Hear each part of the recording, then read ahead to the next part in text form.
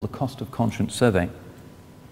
And they found that 78% of male Anglican priests believe in the doctrine of the Trinity.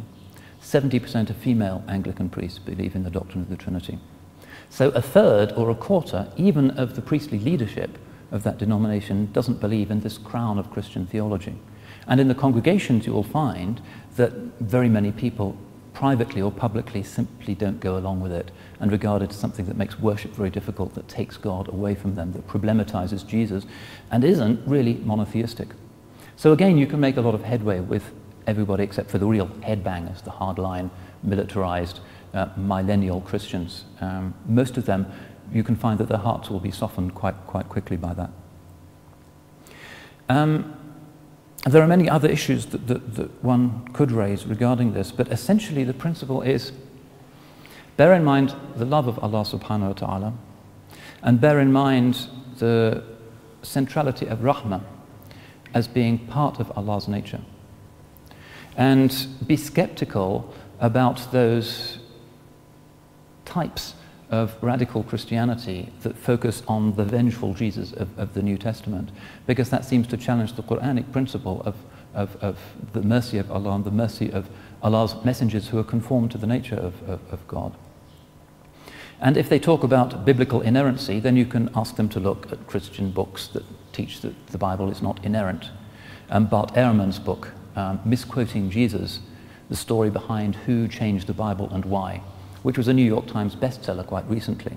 And Ehrman is interesting because he began as a Bible-believing fundamentalist Christian. He went to Moody Bible Institute in Chicago, then to Wheaton College, which is another evangelical place, and he was so good that he went to Princeton Theological Seminary, where he started to encounter more sophisticated forms of historical criticism of the New Testament. And eventually he realized that the idea of plenary inspiration, that the New Testament is God's literal word, simply doesn't add up, because there are too many contradictions, as he puts it, and so many things that are not there in the earliest versions of the New Testament from the manuscripts that we have, that are there in subsequent translations.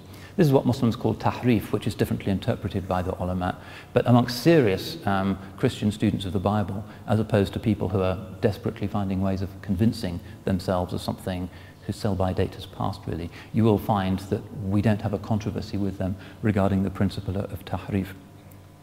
You know, that's essentially what I wanted to share with you, because I know that this has become a live issue for a lot of Muslims, particularly Muslims who feel that they're immediately under sort of Western Christian military occupation, or they're living as victims of Islamophobia and under a good deal of psychic pressure.